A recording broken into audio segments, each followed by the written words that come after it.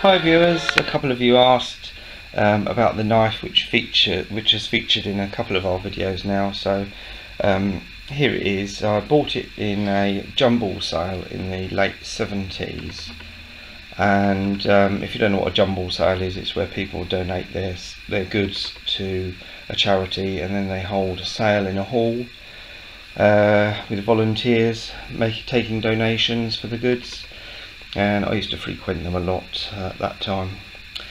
Anyway, I believe it's just a souvenir from India, probably from the 50s. I think it was meant to be a letter opener, but it does. What you've been using before. Well, yeah. Anyway, very nice, very nicely carved, attractive piece. It's handmade, isn't it? Well, yeah, obviously is, isn't it? But with the wooden sheath there, inlaid with brass. Not gold, unfortunately, but there you go. Anyway, so that's that. Oh, I know someone's going to ask about the gun, aren't they? Well, I'm afraid it hasn't got gold grips, but it is related to this video because actually it is a piece of history. It's actually a children's toy. A retro toy. It is, and it holds a roll of. It's not film, is it? It is film. It's sort of like. It's a projector gun and projects pictures onto a wall. Almost like photographic tape or cassette film. A little magnetic tape, except it has got frames on it. And this is actually yours, isn't it? It is, yeah. It was gifted to me by somebody. Someone, yeah. Anyway, there it is in its... along with a Rubik's Cube. Yes, there it is in its original box. I'm sure it was a lot of fun for kids in those days, rather than PlayStation 3 or Xbox. Anyway, enough of that. Called to duty and... On to the video. So let's take a step back in time to the Victorian era, where your table would have been adorned with silverware like candle holders and napkin rings, and if you were lucky enough you'd have had your name or family crest on those napkin rings. There also would have been condiments in fine silver, like this beautiful pepper pot here. You'd have also had bonbon dishes for your guests, like this beautiful 1909 Sheffield silver. I think I might just steal the props, eh? I don't know. This is what, my fifth one? I think I'm to do retakes now. Anyway, if you were really lucky enough, you'd have also been able to adorn your table with one of these. This is a stunning gilded interior rose bowl, and this has been beautifully stored for many years, airtight storage, so it has maintained its tooling marks from the original silversmith in 1905 in London. Absolutely beautiful piece. I mean, just try and imagine making this with the tools and hammer sitting, hammering out all this beautiful decoration and then polishing it after. Must have been a mammoth task.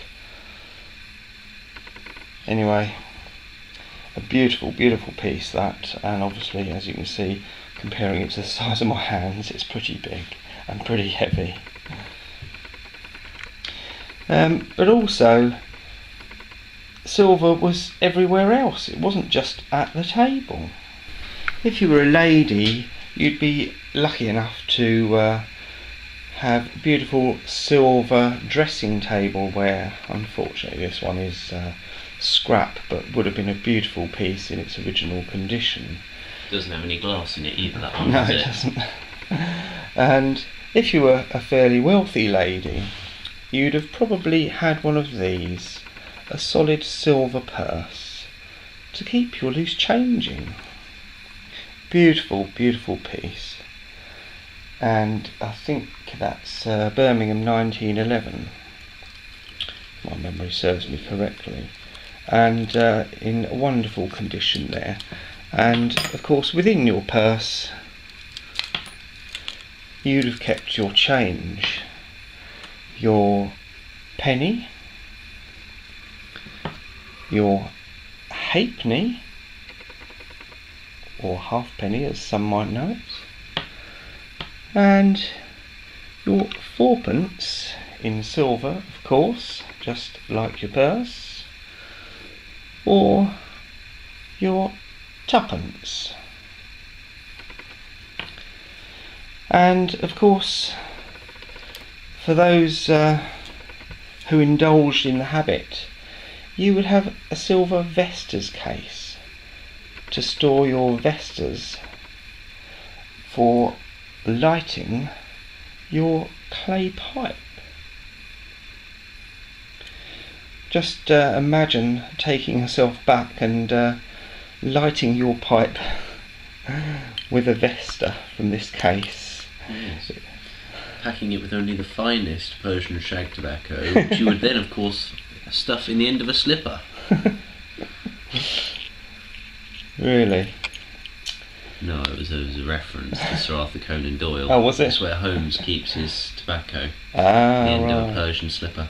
Again, beautiful, beautiful work went into these silver pieces. And you know, you must have admiration for the silversmiths that made all these. Also, it wasn't just the ladies. Their children also had silverware as well. Rattles and bangles, all sorts, all made out of silver. Little brooches and jewellery and all sorts. Speaking of jewellery, of course the ladies would have also been able to adorn themselves with beautiful silver pieces, such as this necklace here.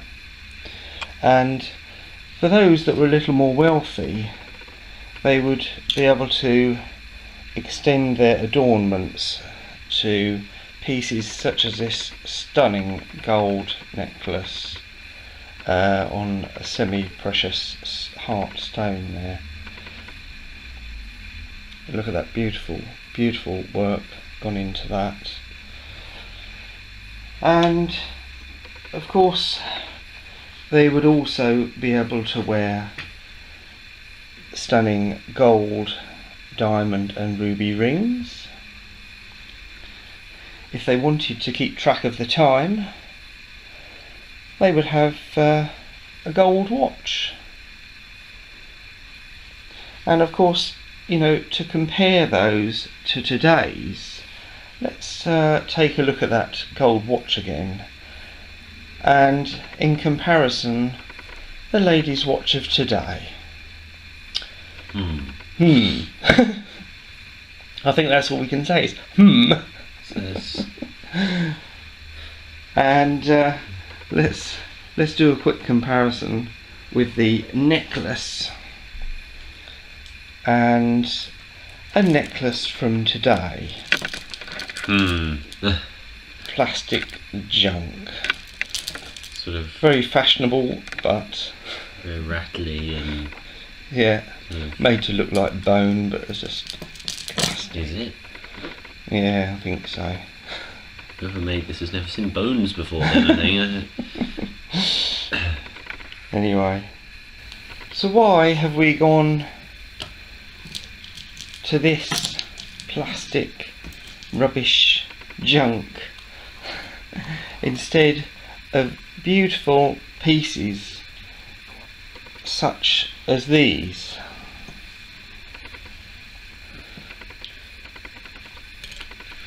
What do you think then? Why have we gone away from, you know, such beautiful pieces to adorning our homes and ourselves with rubbish, basically. Basura. Are we just too lazy to clean it? I know you don't really need to clean the gold, but the silver obviously takes a bit of polishing. A few reasons I can think of. Laziness. No one really wants to put their time into a craft anymore. No, So very many true. silversmiths. No, Expensive. With current economic labour climate rates. and Yeah, the labour to things. make something like this Yeah. would be pretty horrific, wouldn't it? Also, the metals are becoming rarer. In all. So, with the advance of technology, things like silver and gold are being used in circuit boards now. Yes. And people prize technology over Personal wealth. or something that could be described as artistic. Yeah. What's artistic about an iPad or a smartphone? iPhone. Or an Android. A raspberry. Oh no, blackberry. Yeah, blackberry. That's the one. Raspberry shortcake, the microchip thing they put in them now, and ice cream sandwich, and all sorts of nonsense going on there. Anyway, we hope you've enjoyed a quick look back at history with the gold and silver and how it is disappearing. And our brief, cynical insight on the modern world. Yeah. Thanks for watching, viewers.